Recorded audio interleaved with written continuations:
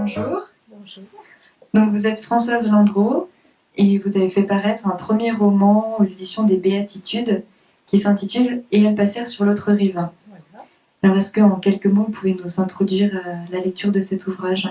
Alors, ce livre se situe dans le Moyen-Âge à Lyon, en 1245, au moment du premier concile de Lyon. Et en marge de ce concile, il y a deux personnages nés de mon imagination, deux femmes qui vont toutes deux avoir une grande souffrance à traverser.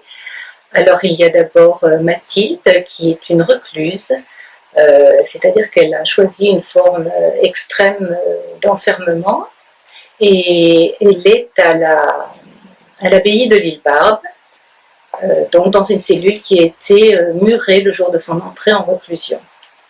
Alors c'est une recluse, elle prie, elle est en communion avec Dieu, c'est une mystique, mais c'est aussi un guide spirituel, et elle va accompagner la jeune Éléonore sur, elle aussi, ses chemins de guérison.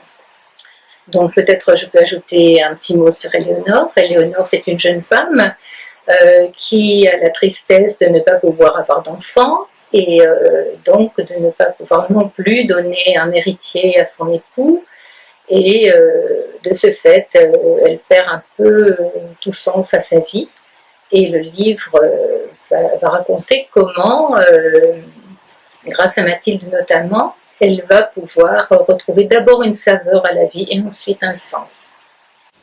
Alors, à partir de la réalité concrète des choses, vous établissez souvent une signification spirituelle. Alors, je voulais vous demander si, comme on dit souvent que quand on écrit une icône, on prie en même temps.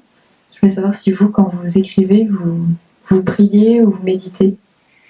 Alors, écoutez, l'écriture est en effet quelque chose qui m'ajuste à Dieu. Bon, j'écris depuis très longtemps, là j'ai publié récemment, mais j'écris depuis très longtemps, et je crois que c'est un discernement quand j'écris. J'arrive quelquefois à des paroles qui me sont dictées.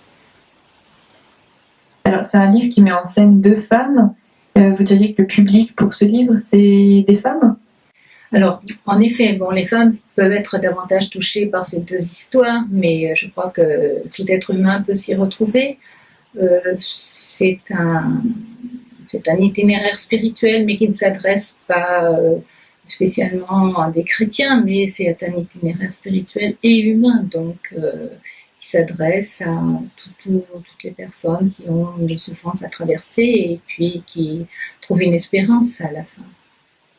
Alors, est-ce que vous pouvez nous lire votre passage préféré de votre livre ?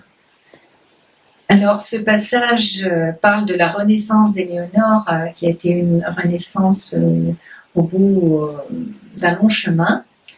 Et elle est dans le pèlerinage, il y a une musique, et par cette musique, elle comprend qu'elle renaît enfin à elle-même après avoir été pendant des années quelqu'un d'autre, une ombre falsifiée d'elle-même. Elle redevient elle-même. En elle, comme un minuscule filet d'eau claire, la musique descend, se fraye un chemin ténu et sinueux entre les rochers de ses peurs. La source va, humble et tenace à la fois, fragile et volontaire, elle murmure quelque chose de très doux.